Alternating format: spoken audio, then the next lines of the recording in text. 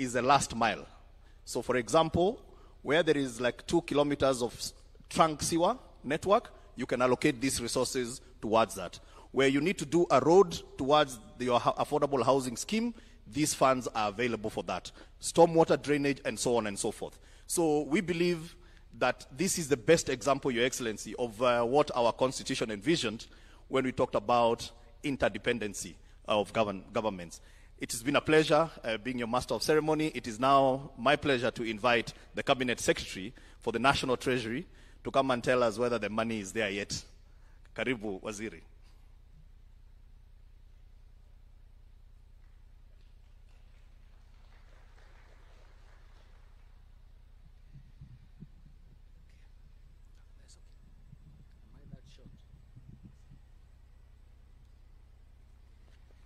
Thank you indeed, P.S. Hinga. Your Excellency, the President of the Republic of Kenya, Dr. William Ruto, let me acknowledge all distinguished guests.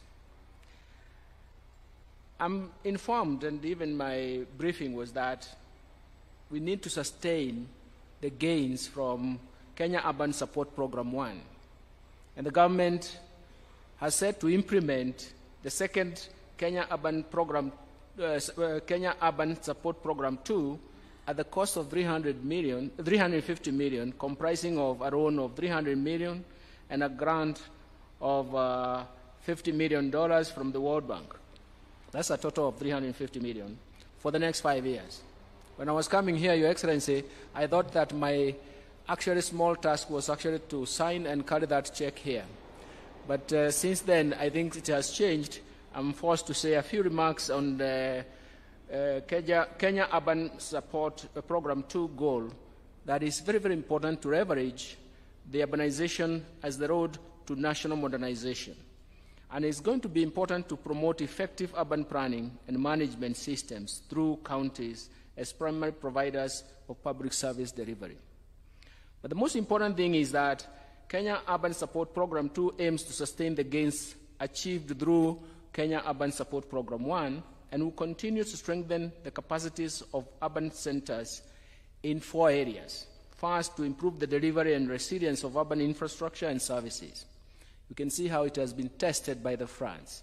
Second, to equip urban institutions with appropriate technical and financial capacities for the provision of resilient urban infrastructure and services. Third, to build the foundation for stronger engagement of the private sector. And finally, to support the transition of refugee camps into integrated host communities and refugee settlements, and using the resources under the grant component. This area will use the grants under the component. I'm happy about these 4 areas because they are very, very critical in terms of our urban development. However, as we embark on the implementation of Kenya Urban Support Program 2, I wish to urge the counties to ensure full accountability of dispersed funds under CUSP 1, or Kenya Urban Support Program 1, because failure to account for these funds may impact on further disbursement to the affected counties. It is not a warning, it's actually a matter of prudence. Then, to ensure that sustainability of the gains that have been held in the first phase and now the second phase, counties must gradually start allocating own resources for urban infrastructure and services to sustain the momentum, which is very, very critical for our development. Finally, Your Excellency, I would like to urge the Ministry to work closely with other ministries implementing other related projects like Kenya Devolution Support Program, funded by the World Bank, in order to create a synergy and have positive impact on the urbanization at the grassroots level. And this is what we are going to make sure that the momentum is created and we have tangible results. Thank you very much for this, and it's now my pleasure to invite my colleague, Professor Kidiki Kithure, to make to make his remarks. Which one do I start?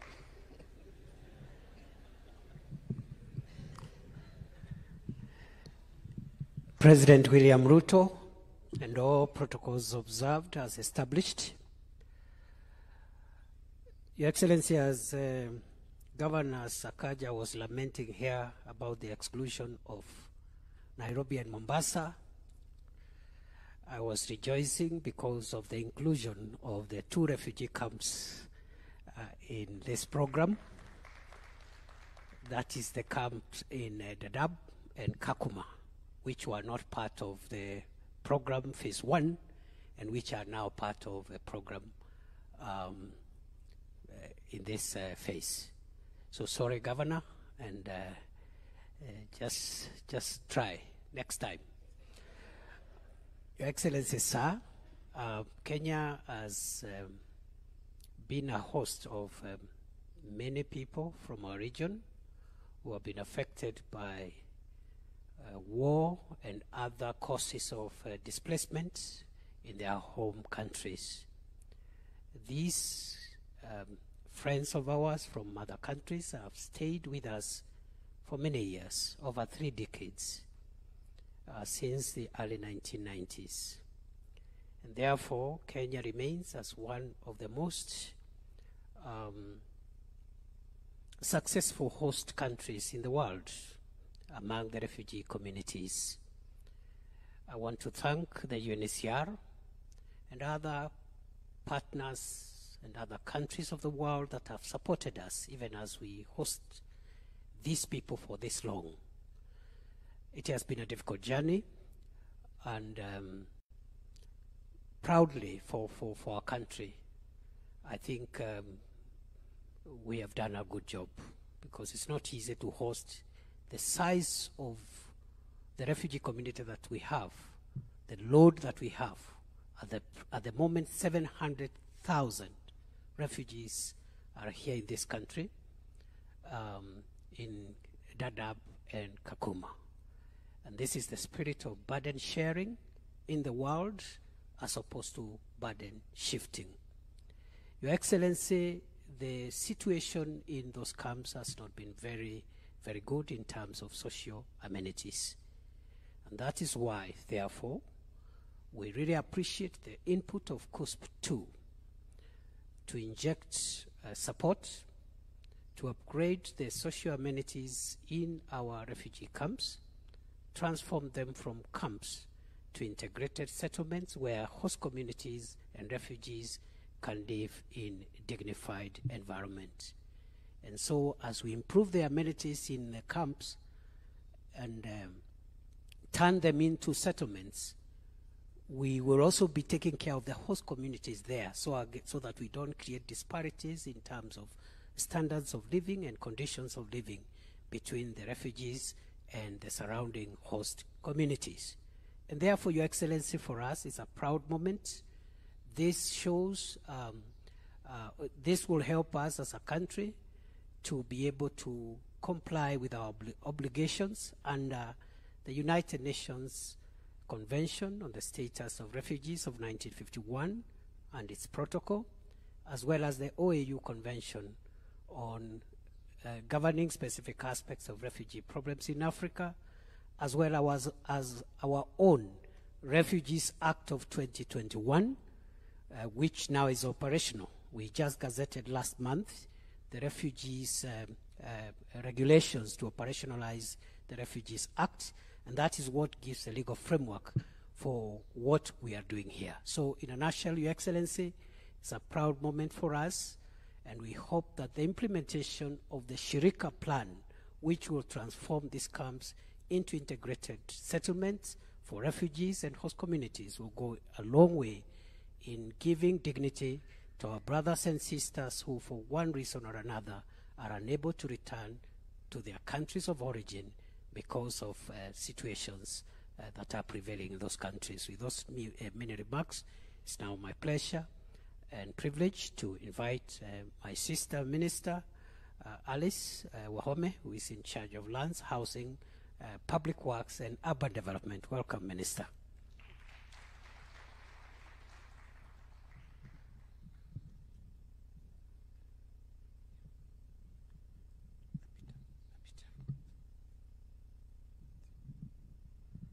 Yeah, I'm not that short.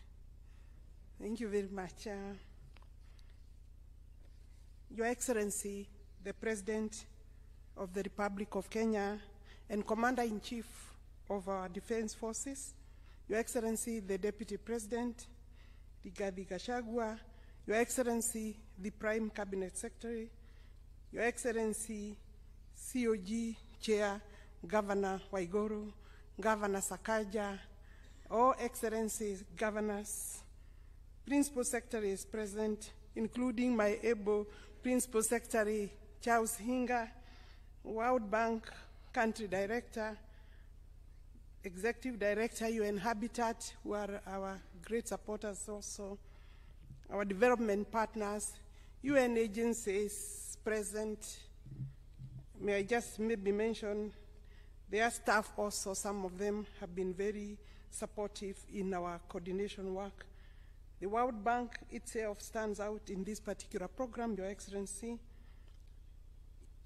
UNHCR, because of the special, especially because of the special municipalities, Dadaab and Kakuma. Your Excellency, I have a few remarks to make. We have, maybe you allow me, before I forget, to ask the PSs who have come to stand up, we recognize them because they have been working in coordination with Hinga. Let's recognize you, please, because you not have opportunity to come here. Led by the PS National Treasury, they are all here. Thank you very much. Our staff at the ministry for a good job. Please, let's recognize you. You know, this is a state house where you are now. Yeah, very good. Thank you very much. I think feel all welcome in terms of this project, Your Excellency. We are very happy for this occurrence today at State House. The remarks that I will make, Your Excellency, is that it's a significant occasion as we gather to launch the second Kenya Urban Support Program, that is KUSUP 2. It is with immense honor and profound sense of purpose that I extend a warm welcome to each one of you, recognizing the central role that you have played in shaping the future of our urban landscapes, and acknowledge the plight and pledge of KUSUP 2 that will be a vital element in building resilience. I think I've gone very fast there. That our country confronts the aftermath of these floods, and we are acutely reminded of the interconnected challenges that we face in the urban development. The escalating demand for affordable housing, resilient infrastructure, efficient transport system that we need, essential services becomes even more critical when natural disasters strike. Our most vulnerable citizens, those residing in informal settlement, bear the disproportionate burden of such events. Governor Sakaja has alluded to that. We have to reflect critically on the status of our cities and urban areas. It is evident that as a country, we are experiencing unprecedented urbanization propelled by a myriad of factors, including rural-urban migration, population growth, devolution, industrialization, as well as technological advancements, all which underscore the evolving nature of our urban centers. These hubs of activity serve not only as engines of economic growth and innovation, but also as crucibles of diversity, culture, and opportunity. Your Excellency, creating vibrant, sustainable, and inclusive cities requires a holistic approach that encompasses policy coherence, strategic planning, and targeted investments. The onus rests on both the national and the county governments to collaborate in steering the course of urban development and ensuring that the dividends of progress are equitably distributed across all segments of society. The launch of KUSUP 2 marks the commencement of the second phase of the program to enhance our urban development trajectory, leveraging on the achievements of its predecessor, the program number 1, KUSUP 1, with its focus on reinforcing governance mechanisms, enhancing institutional capacities, improving infrastructure and delivery. KUSUP 1 made an enduring impact on Kenya's urban fabric. paving the way for the sustained advancement and prosperity. Your Excellency, KUSUP 1 was implemented in 59 municipalities across 45 counties, with the exception of Nairobi and Mombasa. It is true, we left them out. And you know, we have this saying of leave no one behind. As part of the success of program, the municipalities have more than doubled and now stand at over 100. I think we need to reconcile those numbers because the governor for Kirinyaga has 109 and I have 100. I think Hinga there we need to reconcile the numbers of municipalities. The current program will build upon the triumph and insights gleaned from its forerunner, the KUSUP 1, and will be implemented, I confirm, in 77 municipalities, including the refugee hosting municipalities. That is what, because the numbers allow Kakuma and Dadaab and Garissa counties, respectively. KUSUP 2 signifies a continuation of our collective commitment to transformative urban development. Your Excellency, rooted in the principles enshrined in the Constitution of Kenya, which advocates the rights to a clean, healthy environment for all citizens, KUSUP 2 embodies our commitment to sustainable development and environmental stewardship. Additionally, the program is aligned with the National Urban Development Policy. Your Excellency, we will need more funding to achieve this, and aims at fostering resilient, well-managed urban centers that serve as vibrant hubs of economic activity, social cohesion, and cultural vitality. Your Excellency, the effective implementation of this program hinges on robust partnerships, collaborative engagement, stakeholder involvement at every stage of the process by harnessing the collective expertise, resources, goodwill of government agencies, development partners, private sector entities, and local communities. We can surmount the urban challenges that confront us and forge a path towards inclusive and sustainable development. Allow me to appreciate our development partners once again, Your Excellency, the World Bank, United Nations Human Settlement Program, that is UN Habitat, Council of Governors, the Directorate of Refugee Services, and many others who we are collaborating with to ensure success of this program. In conclusion, I extend my heartfelt appreciation to all persons, all partners, and organizations dedicated to supporting the implementation of this program. Your unwavering commitment and tireless efforts are instrumental in shaping the future of our urban landscapes and enhancing the quality of life for all Kenyans. Thank you once again. Your Excellency, I know we have a partner number one in yourself, Your Excellency. When I saw you crossing Nairobi River or jumping over Nairobi River, I knew then when we come today, we will have gained a major milestone because you will push this program to see its implementation. Your Excellency, I want to confirm to the governors, it's since 2013, the Urban Areas and Cities Act did not get regulations for implementation. I want to confirm to our partners and governors that the regulations have been worked on, and last week, Parliament, delegated legislation of Parliament managed to approve it for us. We'll be remitting it to the Attorney General for publication. So we will now, after 10 years, 13 years, have regulations to implement. But may I just seek the attention of governors in terms of our towns, because we approve when you bring them. Allow robust participation of your residents, because I know members of Parliament have asked me very many questions when we were going through the regulations. They need to know how we do the delineation of the boundaries of municipalities, delineation of boundaries of towns, including markets, so that you do not get resistance when we are doing the implementation. So the regulations are available now, going to be available for you, and I'm happy for this partnership. Allow me now, Your Excellency, to, I was to invite Musalia Mudavadi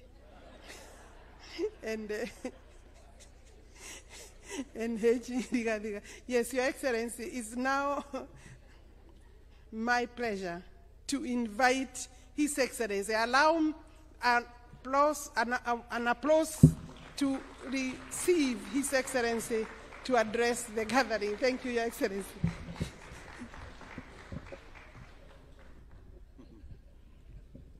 Thank you very much, Minister. Please, let's take our seats.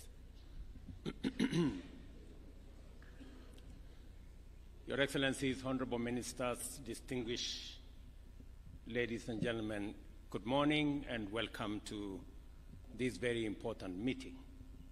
Last year, I participated at the Kenya Urban Forum in Naivasha, where we reflected on the need to develop adequate capacity to serve rapidly growing urban populations by investing in the radical expansion of essential housing, water, energy, transport, sanitation, and other pieces of infrastructure that would support urban planning and the reality that we live with, that the future is urban.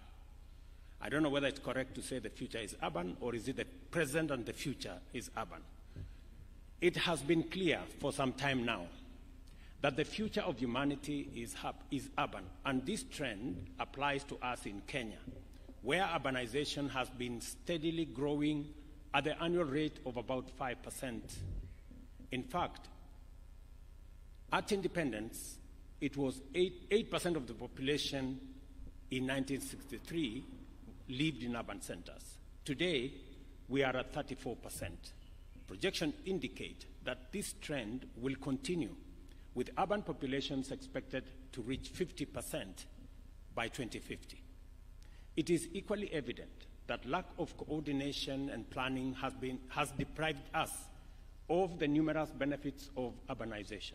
Consequently, important economic drivers of development as well as high living standards lead to proliferation of insecure and unsustainable settlement patterns, which undermine dignity, security, safety, and health, while also driving environmental degradation. Looking at our cities today, looking at our urban settlements today, Hinga keeps reminding me that we have 1,410 informal settlements in Kenya, where there is no road network, scarce water, poor sanitation, sometimes no electricity, and people live in very bad conditions. And it is a stark reminder to us as leaders that there is something that urgently needs to be done to sort out the future. Because the future is urban, we must sort out urban settlements.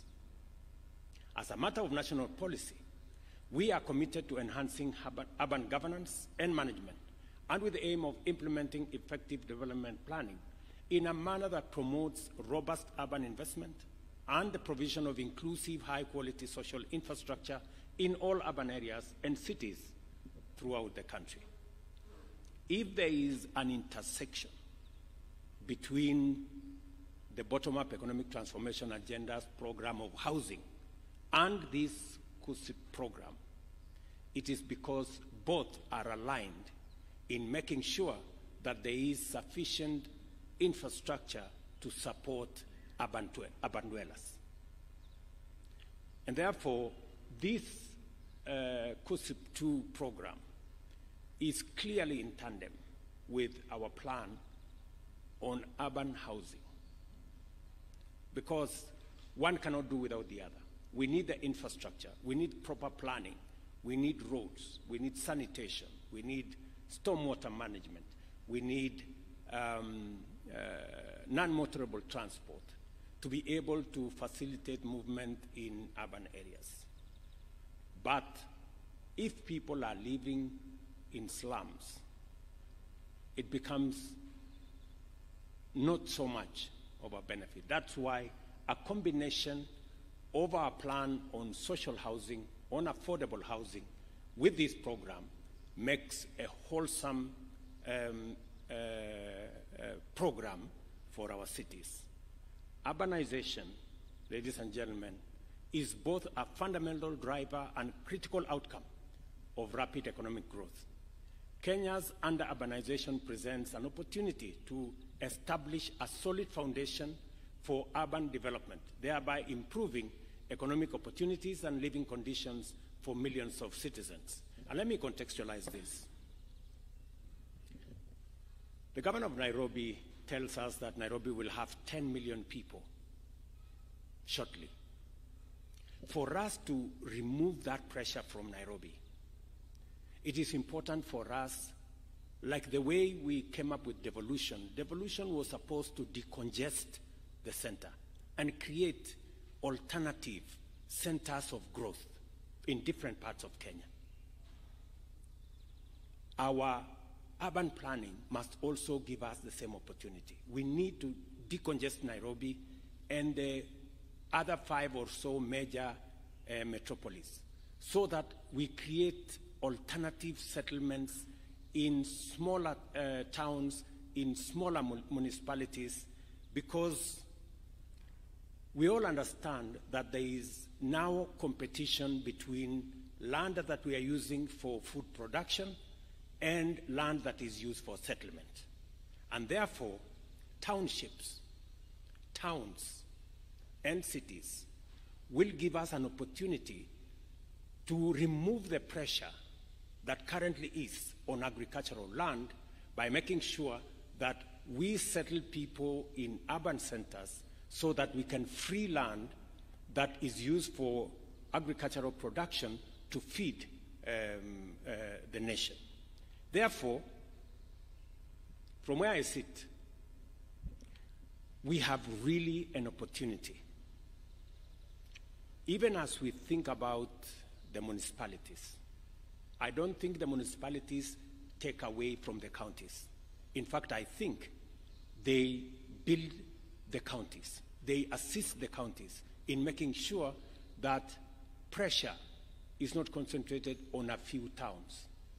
And the more we improve governance, the more we improve facilities in the municipalities, the greater the opportunity we give ourselves to remove pressure from the large cities.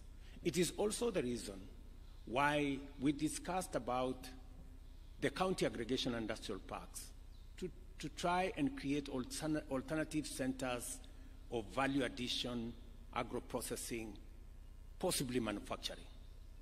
It is also the reason why today we have 6 new special economic zones targeted at exports. Again, away from Nairobi, away from Mombasa, into towns like Sagana, into towns like Thika, into Naivasha, into Nakuru, into Busia, and we will continue to expand those facilities so that we make sure that we create real alternative centers of growth, working with counties as we manage this imminent urbanization. Well-managed urbanization is integral to our economic development agenda, aligning with Vision 2030 and the attainment of sustainable development goals. Our investment in infrastructure expansion, connectivity enhancement, and overall accessibility, safety, and security improvements are informed by the fact that urban areas are the epicenters of our bottom-up economic transformation agenda. We must therefore be involved in designing and implementing the institutional architecture necessary to manage these vital investments. Accordingly, the Kenya Urban Support Program 1 has enabled us to establish foundational institutions that will drive our sustainable and inclusive urbanization agenda. Primarily, this will be the 77 municipalities as well as 2 special municipalities across 45 counties. This is a substantial portion of the 300 urban areas identified in Kenya, 220 of which require development investment in order to achieve our urbanization policy objectives. I am therefore encouraged that Kenya Urban Support Program 1 delivered the foundation from which we shall now proceed to actualize our ambition of holistically achieving sustainable urban development by enhancing the resilience of infrastructure and services, engaging the private sector in urban planning and development, and integrating refugee camps with host communities. We all agree that our urban development strategy requires sustainable financing, but this has not been forthcoming at the levels expected. It is crucial, therefore, that the World Bank's 350 million or 46.5 billion funding for the second Kenya Urban Support Program is utilized responsibly and optimized for maximum benefits. Let me say this. We've been informed here that KUSIP 1 was satisfactory. I think that tells us something. Satisfactory is not good. We just managed. Maybe we got a C or something. I think it is important, and it's now a reminder for us, that KUSIP 2 must be excellent. We must all work together towards making KUSIP 2 a real game changer. And several components have been put there to make sure that this succeeds. I'm very happy that the World Bank director, country director, has said that there is 100 million to support this program on capacity building. It is very important that that money is deployed to make sure that this program is understood and this program succeeds. Capacity building is very important because it gives us the framework and the understanding so that the implementation of this program can move seamlessly. I want to ask the World Bank to make sure that the resources, at least for capacity building, comes ahead of any other resources, so that those in municipalities, those in counties, staff in our ministry can understand this program to avoid wastage, to avoid pilferage, to avoid corruption, and to avoid theft. Because the reason why we were qualified as satisfactory is because certain things did not go properly. We must get it right this time round. I want to commit to my colleagues, governors, and leaders here that we will go out of our way to assist you to make sure that this program is implemented in an accountable manner so that the people of Kenya get value for the resources that eventually we are going to pay. Equally critical is the county governments to increase on-source revenue and to allocate a greater portion to urban development activities. For our part, the national government is establishing the National Urban Development Fund to anchor the urban development agenda in a sustainable framework. I have already asked the Ministry of responsible for lands, housing and urban planning, and Treasury to sit together so that we can put a framework in place that will give us the resources, working with other partners, to assist us manage the big cities and urban areas so that Sakaja doesn't have to complain that they are left out in this program. But Sakaja has mentioned one more very important thing, that municipalities, cities, and urban areas bring Kenyans from all walks of life into one place, and they create a home there. It helps in the homogeneity of our society, bringing Kenyans together, working together. I think it is a very positive thing. It is not a negative thing when Kenyans come and live together and bond together. That is the future. And I think we should encourage townships municipalities, cities, because that way we not only remove pressure from land for agricultural production, but we also bring Kenyans into a space where we deal with the challenge of ethnicity that undermines our nationhood as a people. There is no doubt that climate change will continue to pose mounting challenges to our development and serious threats to human health and safety, especially in urban areas, where 60% of residents live in informal settlements. I say this statement of 60% with a very heavy heart, because informal settlements, ladies and gentlemen, are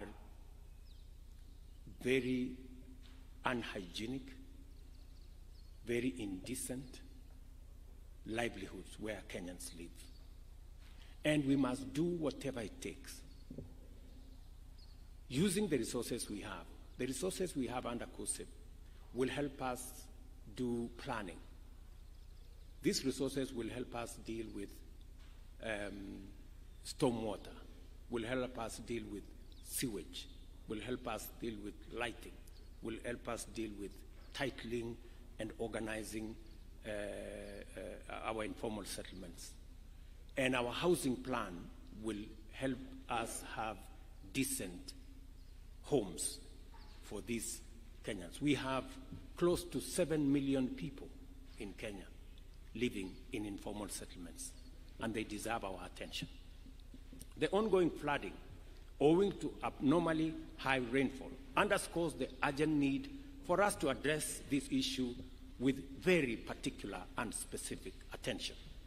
I am therefore delighted that the second urban support program has a strong climate change mitigation and resilience component, which further demonstrates our commitment to build adaptable cities and communities that are resilient in the face of dynamic environmental risks. In particular, the focus on the most vulnerable through building climate resilience for the urban poor is very commendable, and I will be looking out specifically for municipalities, cities, and towns that are keen on making sure that we support the urban poor. The synergy between the Kenya Urban Support Program and our bottom-up economic transformation agenda is unmistakable. In particular, the program's alignment with the affordable housing strategy pillar presents a unique opportunity to invest in urban infrastructure that supports the realization of the affordable housing objectives in order to deliver holistic, sustainable, and inclusive urban development. As we embark on implementing the second urban support program, we must take advantage of both the achievements and lessons of its predecessor, the most salient of which is the seamless coordination and effective partnership between the national and county governments. The State Department of Housing remains our focal point and must redouble its effort to ensure the project's success is achieved. And I'm very happy staff of the Ministry of the Department of Housing are here to listen to me say this. It is very important.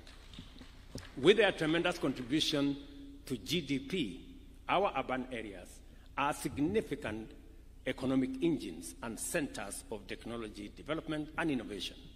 In fact, the 5 largest cities alone account for over 70% of our total GDP in Kenya. It follows that their governance and management matters fundamentally for national development. It is critical that county governments prioritize the establishment of full-fledged urban institutions with robust governance and management. Again, I heard Hansen say clearly that they are also going to use resources to support the governance of these cities. I want to ask my friends governors, it is a mark of very strong leadership if you can delegate and if you can make sure that these municipalities have some measure of autonomy for them, under your supervision, to make sure that they deliver on the program that you give to them.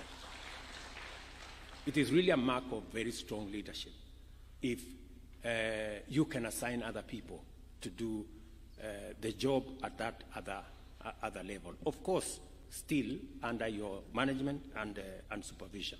And I think this program will be keen on how governance relations between the municipalities, the cities, the counties, of course, and the national government, how we relate for the better delivery of this program. I take this opportunity to appreciate with gratitude the support of the World Bank, whose investment and leadership have done so much for the transformation of our centers of accelerated development. We do not take your partnership, Hansen and your organization, for granted. We believe this partnership is a partnership that gives us a win-win outcome. It is also important for me to thank the participating county governments for their commitment, which has been demonstrated time and time again over the course of this initiative. I look forward to witnessing a more urgent, focused, and ambitious approach to this program. Let me say this in conclusion. As I have said, this program talks to an imperative that we cannot change, urbanization. As to whether the future is urban or not, I think we have settled that subject. The future is urban. It is now up to us. Are we going to have towns, municipalities, and cities that are planned, or are we going to leave it to be chaotic and confused? The responsibility is ours. Now, with KUSIP 1, we made some strides. We saw a lot of non-motorable transport, several hundred kilometers. We saw a lot of stormwater management. We saw a lot of sewage extension programs. We saw planning of different parts of cities. We now have an opportunity to scale that up. And the resources now we have will give us an opportunity, as we do housing, you have the opportunity working with us to make sure that that program dovetails into this KUSIP program in terms of where you choose to deploy the road infrastructure, where you choose to deploy our sewage management system, where you choose to deploy non-motorable pathways and those other programs, how we plan cities more. We have agreed that the program of housing is going to be done in conjunction with the county governments. The housing fund now has representation from multi-stakeholders so that we can all move together as we plan our cities. As I have said, there is $100 million, Hansen, did you say, for capacity, $1 million. $1 million for capacity building. Those resources are important, as I said, so that we can improve on the governance, we can improve on the understanding, and it gives us better leverage on the understanding to deliver on this program. So again, we appreciate the $100 million, the $1 million, sorry, and I will ask the National Treasury, in the event that there is need for that kitty to be expanded, we should expand that kitty for greater understanding and greater knowledge, so that we can make sure that all those who will have an opportunity to deliver on this program have the requisite understanding, so that we don't get a satisfactory outcome, we get an excellent outcome this time around. Let me also say that there's a component that has been said contextualizing this program about on-source revenue. I know when we speak about on-source revenue, there is a bit of discomfort. But let me say this. Of the money we have here is $300 million. That's about 40 billion. That 40 billion is a loan. It is not free money. And it is money that has been contributed by other countries. And those countries have had to collect money from their citizens to give to World Bank so that World Bank can loan to us. It's just as simple as that. It means even as we use other people's savings, we must begin to grow our own savings. That is the message. Because this loan we have to pay. It's not free money. So we must begin to internalize own source revenue. The same way nationally we are internalizing raising our own taxes. It is just as simple as that. There is no free lunch anywhere in the world. Even as we clap for the World Bank, and they are very good people, and they are friends, but this is money we will pay. You know, when we say we thank the World Bank, people think they have given us money. They have loaned us money. So to understand, to elewane. So as we look for the loan, at the back of our minds, we must be thinking, in future, how do we make sure we don't have to look for a loan? We will build our own capacity to raise our own resources. So, my friends, governors, let us also focus on own source revenue. It will make your work very easy. I like the conditions that have been attached to this money. You know, I was speaking to the chair of the Council of Governors there, and he was telling me, it looks like we will never get this money. They have said, go do this, you must do this, and then do this also. But that's what it is, you know.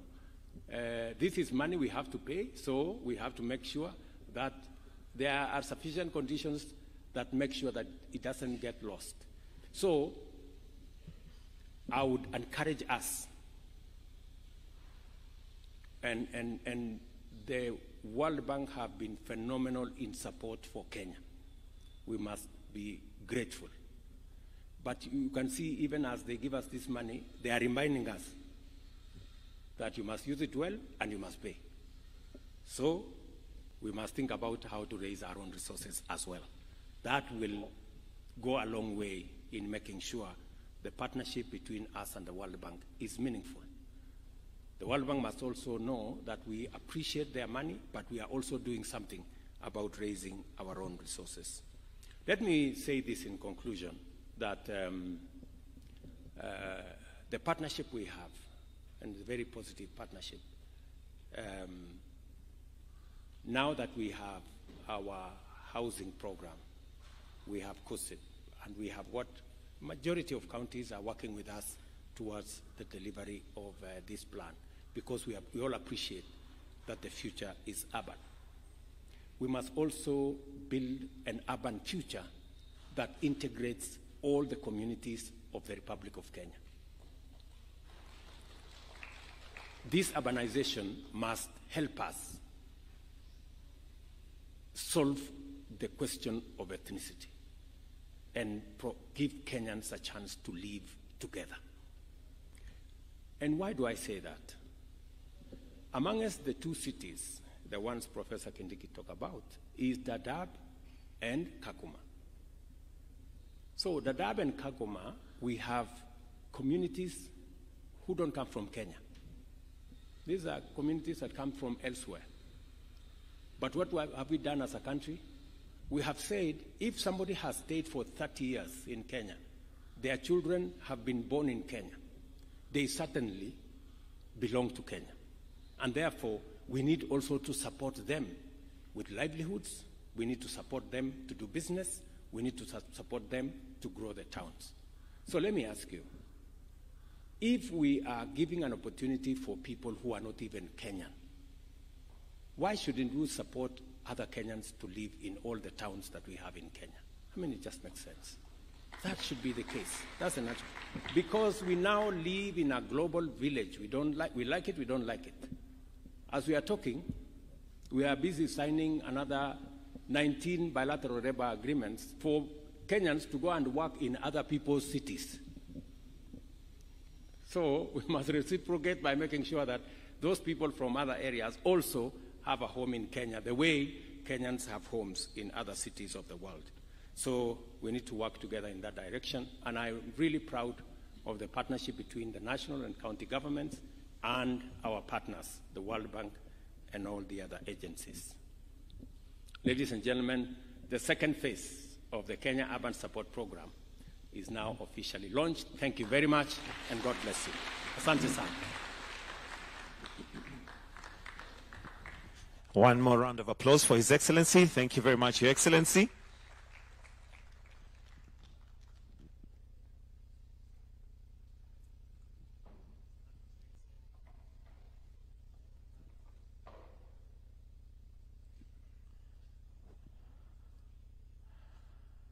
I'll request that we take our seats briefly, Your Excellency, with your permission.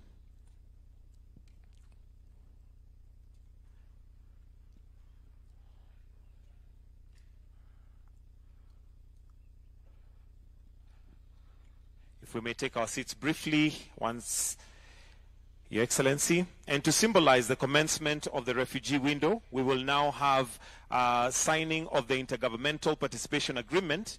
And allow me to now call His Excellency Nathif Ajama Adam, Governor Garissa County, to just come and take a seat here as we are going to sign this. Also, allow me to invite the CS for Ministry of Lands, Public Works and Housing, CS Alice Wahome, to also come and take a seat. And Your Excellency, with your permission, if I may call upon you to maybe just stand behind and witness. And to join you, also let's have the COG Chair, Anne Waiguru, Governor Kisumu. Let's also have the CS Housing and CS Treasury to just come and witness the signing of this particular agreement.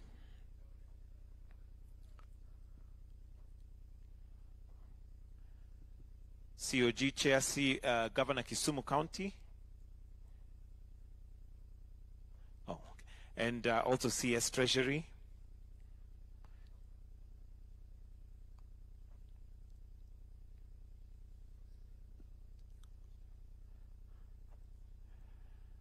That is the Intergovernmental Participation Agreement, which is also going to bring in the host counties.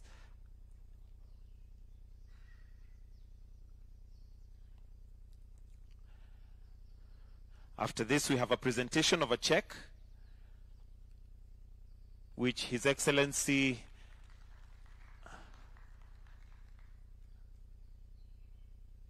with those signed, we'll request that we remove the table and have a photo opportunity with His Excellency and those on stage. If we can remove the table kindly.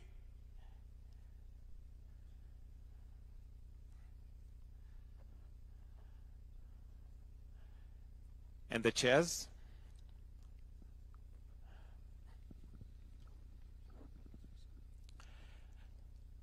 If I may invite His Excellency to stand in the middle and the rest of us to flank kindly for the photo opportunity.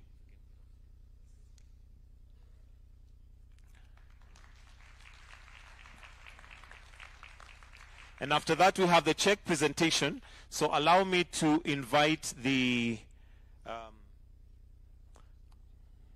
Keith Hansen to also join in this particular photo opportunity. If we can have the check, please.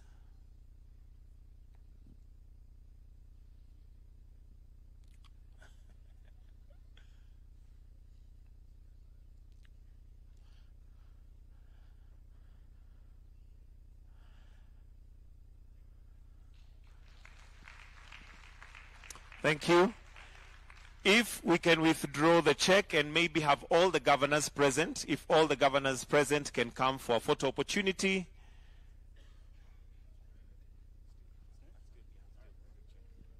All governors.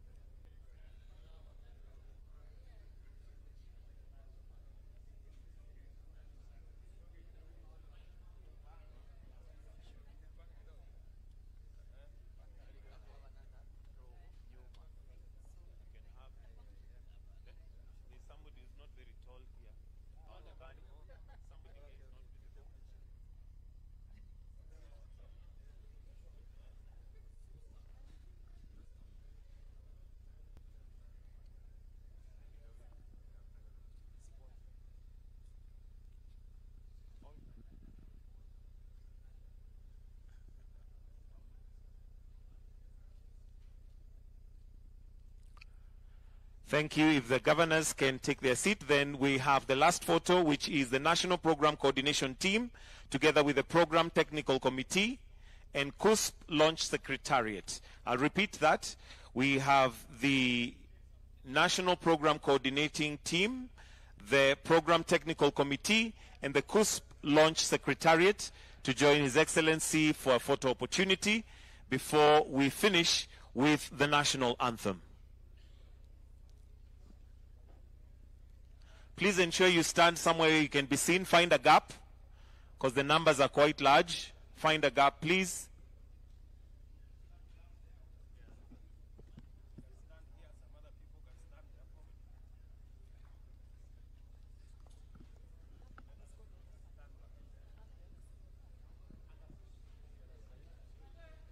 It's a large team.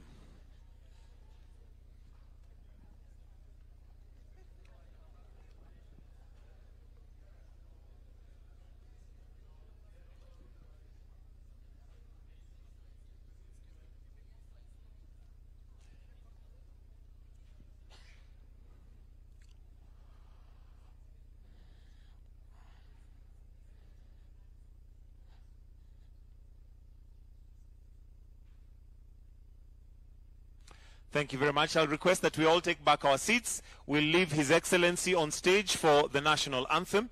The rest of us, let's kindly retreat and take our positions where we were. Those of us who are seated, let's be upstanding as we are going to finish with the national anthem. So kindly, let's take our positions, our seats.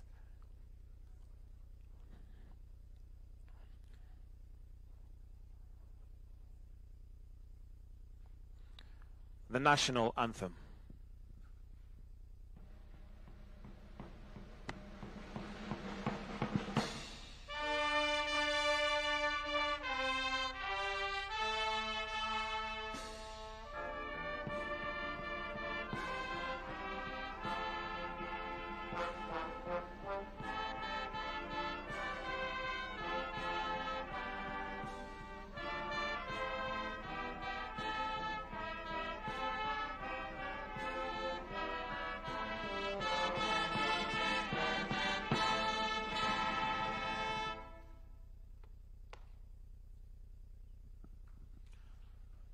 We've come to the end.